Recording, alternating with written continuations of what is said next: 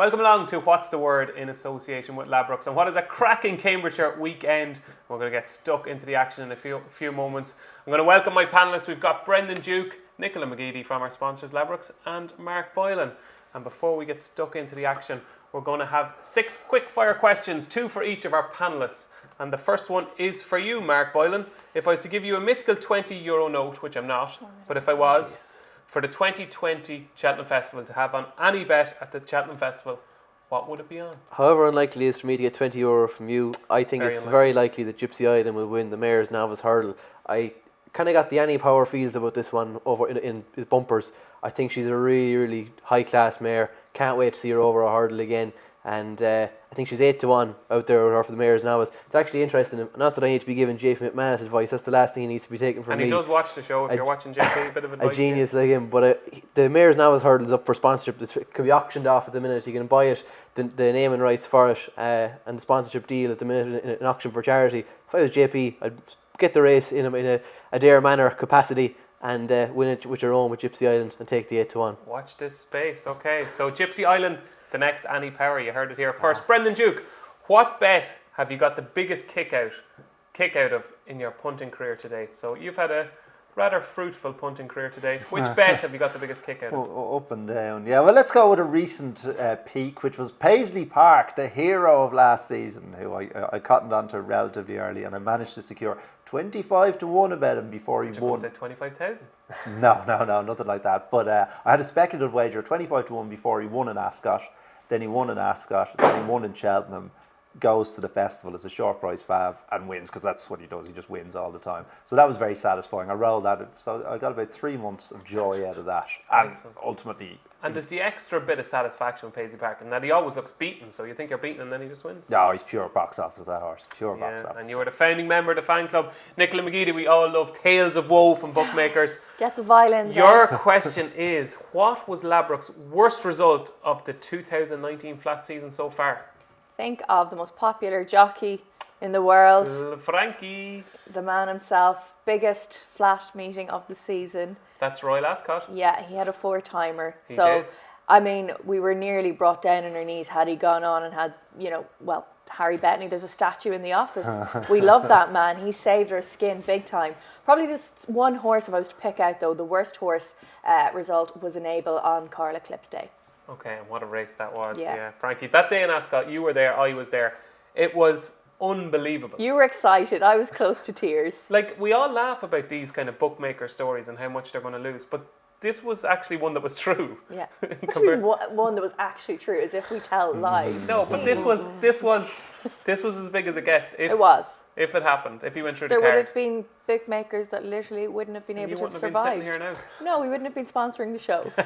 We wouldn't be sitting here. Thank you, Harry. Thank you, Harry.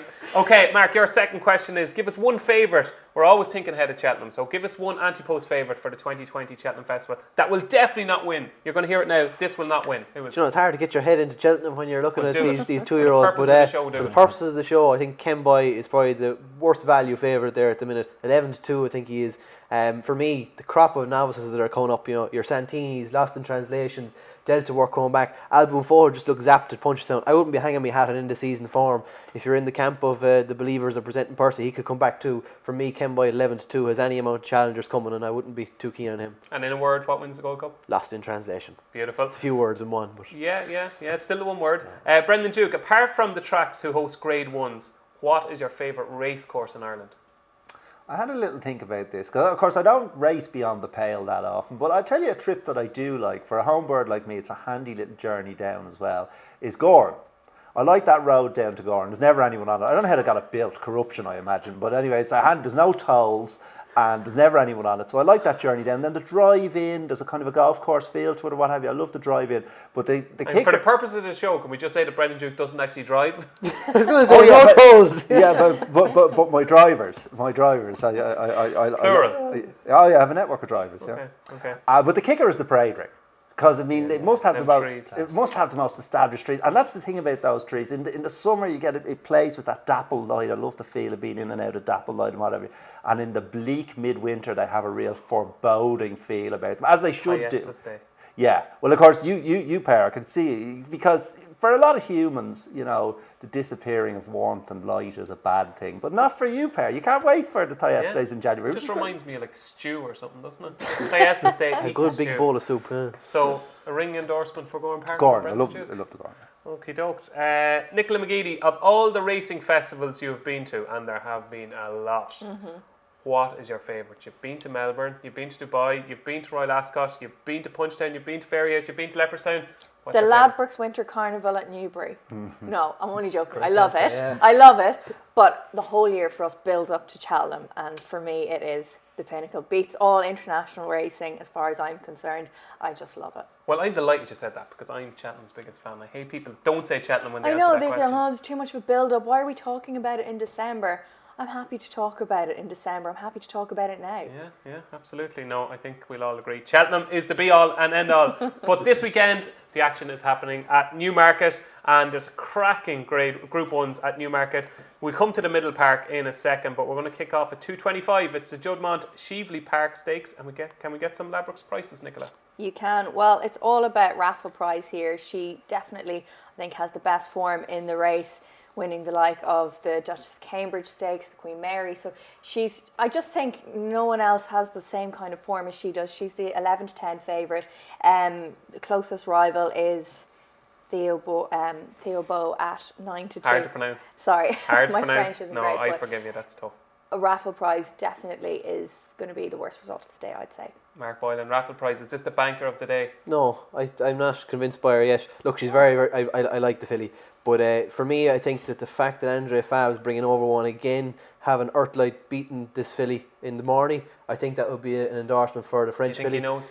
But I'd be picking holes in some of them there. I think the Lowther farmer wasn't too gone. That would live in the past. Etoile has been absent since May. For me, I'm going to go further down the pecking order, and at a big price, I'm going to take a chance on Tango. Now, you're going to look at her farm figures, and you're going to say, Jesus, she's 6th and 7th, whatever. But she's actually gone up, I think, £6 and £7, or £7 and £4 for them 2 runs. And last time in the mile there, she actually ran really well, I thought. Better than the finishing position suggests. Putting the blinkers on her for the first time. Think they're going to sharpen her up, back down to 6. It was just the final closing stage of the mile there that she faded. She's a big price, you know, stable going for 4 in a row in the race. For me, just Tango is a bit of value. 22 to 1. 22 to 1. And on that note, I was on the blower to Aidan just a few minutes ago.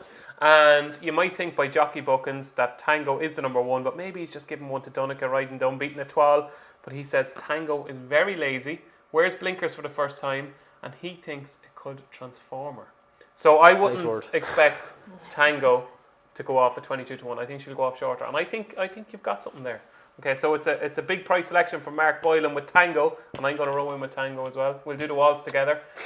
Brendan Duke, what do you fancy in the Sheveley Park? Well, it's an interesting shout because Aidan with first time headgear is just savage stats or what have you. So I'd respect that. And Etoile could yet live up to her name. I think with Etoile, he gave me those words that I hate to hear when I fancy an Aidan O'Brien horse. She's just about ready to start off. Yeah. There's nothing worse. Well, I mean, it's such a big ask for her. I mean, she hasn't run in so long, and that track with the dip, with inexperience and what have you, it's just so hard to get away from the Fav with her experience. And I mean, she faces competition for the lead here, but I don't think she needs the lead at all. She didn't lead in Ascot. I think she can sit just off the pace if it is a really strong pace. She's hard as nails. She's hard as nails. That Morney form is head and shoulders above anything else in this race. I mean, she's 11 to 10, but I wouldn't like to be laying the 11 to 10. I think she'd be very, very hard to beat. So you think the favourite is rock solid. So Brendan Duke, fancies Raffle Prize, Nicola McGeady? Definitely Raffle Prize. Mark Boylan? Tango. And it's Tango. So 2 for Tango and 2 for Raffle Prize. So you've got a choice there. Big price selection or the Fav. And moving on to what is arguably one of the races of the season. It's at 3 o'clock at Newmarket. It is the Juddmonte Middle Park Stakes, and it is a belter. Nicola, can we get some prices from you? It feels like a really good race. You're dead right. But Earthlight's form stacks up quite well and is 7 to 4 favourite. And Andrew Faber's record as well at Newmarket when he comes here, he loves to have winners. And you know, the ground was the only issue. Obviously, soft ground, he likes soft ground as well, but punters were trying to see how the ground was going to go throughout the week, and there's plenty of money for the soft ground horses at the start of the week. They're not going to get that now. Mum's Tipple is one we want to be with now at 2 to 1, and is already in the mix for the 2,000 guineas. We were very impressed with Mum's Tipple last time out. The other one with Group 1 form along with Earthlight is Siskin, but we're top price Siskin at 9 to 2, and there's been a lot of Irish money coming in for that, but we're just not totally convinced by the Irish form. Obviously held off Monarch of Egypt twice before, won the Phoenix Stakes, but the traders don't seem to be fancying Siskin. Okay, they're not Siskin fans. Now, Brendan, when we talk through this race, I know there's no Pinatubo, but we basically got everything else. And if you can't get excited about this race, you may just forget about it. Very exciting race, fascinating because I mean you have Group 1 form, certainly with Earthlight. Interestingly about Earthlight because before he won the morning, the ground was the concern for him. So I wouldn't share those concerns necessarily about the ground. I think he'd be fine on the ground, and he's as hard as nails. He's a great head carriage on him, and he's entitled to be fav. But I think I'm gonna plump for Mum's Tipple. Because it was a jaw-dropping performance in York. Just one though. It's only one little piece of form, and well, have we seen enough? One exceptional piece of form. Just basically broke the clock. Yeah. And when you compare it to the Lowther on the same day, it's hard to get it out of your mind. I don't necessarily. I think the prices are fair. I think Earthlight should just be fav over Mum's Tipple, and I think you might get a scenario where, because of the doubts that some people have, Mum's Tipple goes off something maybe closer to 5 to 2, 11 to 4, and I think I'd be happy to back him at those. I'd be happy to back him at 2 to 1. I don't fancy Siskin at all. You know the respect I have for you, but I don't fancy Mum's Tipple at all. Okay. No, I don't. I think it's ridiculous the difference in price between Mum's Tipple and Tret, given the two Richard Hand, and even the way he talks about both of them. I think there's too much between them in price wise. But far be it from me to go up against Brendan Duke, but I think you're wrong. That's fair. I think you're wrong. We will see. And you think 5 to 2 is fair enough? I think it's fair enough. I couldn't have Siskin on my mind. I think, I mean, he stepped up to Group 1 level. He didn't step up to Group 1 level. He just beat horses he'd already beaten. So he's an awful lot to prove. Mark Boylan, you found us a big price Ballydoyle runner in the Shively Park. Can you do likewise here? I think Monarch of Egypt was value. Yeah, I like 9 to 1 with him. For me, Earthlight, you know, the morning they were harshly disappointed at Ali, Arizona. I'm not too sure whether the form is of some of the horses from our part of the world. I'm not sure if they really showed up in the day. Have enormous respect for him. I echo what Brendan said about the horse, his attitude, and physically I was a big fan of him. For me, Mum's Tipple, when you see something like that, you know, I'd like to see it again before I get involved. Now, I'm not expecting to blow away a field again, but I mean, that level of ability, that insane performance, and also Ryan Moore on the day, geez, he didn't leave anything to spare. Like, I know obviously he attracted the attention of the stewards in the day, but just from you compare how he'd ride some of Aidan's juveniles, where Aidan would say Ryan taught him something, or, you know, the horse learned a bit. Like, this was just, see what a performance you can put on, and it was brilliant to watch. But I would just worry that sort of a performance could take more out of one than the sort of treatment that Monarch of Egypt has had. And that's a horse that has started off his season very promisingly, encountered a setback, missed Ascot, and you just get the impression they're building and building and building. I could just see on the sounder surface, although Siskin would appreciate it too, I think Monarch of Egypt would really appreciate it.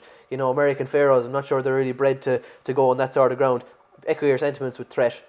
Think a bit of value in that sense, and can run a better race than it did last time when winning. You know, I'm not too sure if those circumstances really saw it to best effect. But for me, Monarch of Egypt at 9 is the value, and I think Earthlight is a credible one, but I'm not too sure whether the value is really in that price.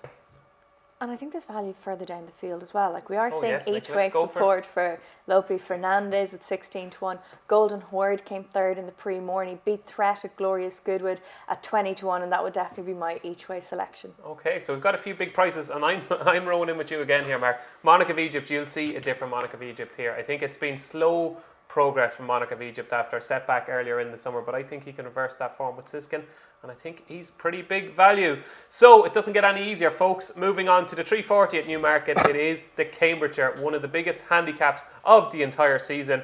And Nicola, I presume it's massively open from a betting perspective. It really is. It's one of the biggest betting races of the year. I love it. It can be a bit of a lottery as well. You need a lot of luck in running here. Le Don de Vie has 3 nice wins next to his name, is the favourite at 6 to 1, ran a great race behind Sir Ron Priestley as well at Goodwood, and then in the August Bank Holiday weekend in the Ladbrokes Handicap, I actually presented the prize that day. So Le Don de Vie. Yeah, well, I didn't drop the trophy, which is always a bonus. 6 to 1 favourite, but there's been a lot of money for Lord North for John Gostin, who this horse seems to have been laid out for the race. He was a good second at Ascot last time after an operation, and obviously John Gostin does well in this race. He won it last year, so Lord North probably attracting the most attention right now at 10 to 1. Fifth position, a big drifter. Had it been this horse wanted lots of rain. The more rain, the better. So that one's out to 10-1 now, and Good Birthdays coming in now at 15-2. Okay, I kind of fancy fifth position. What do you like here, Brendan? Well, I was concentrating on the 3-year-olds. That's usually the way I go with these. And I was a bit surprised. I can see why they're back in Lord North. I was a bit surprised he wasn't favourite. Because I thought that on his fourth start, that was a perfectly good effort at Ascot. I mean, that Bless Him is a right good horse on his day. Shaped like he'd enjoy the extra furlong. Only had the 4 runs. Pretty reasonable of the handicapper to leave him on the... Obviously, the handicapper wasn't that impressed because he left him on the mark he was on. But he has the progression of a horse who only has 4 runs behind him. Dettori and Gosden.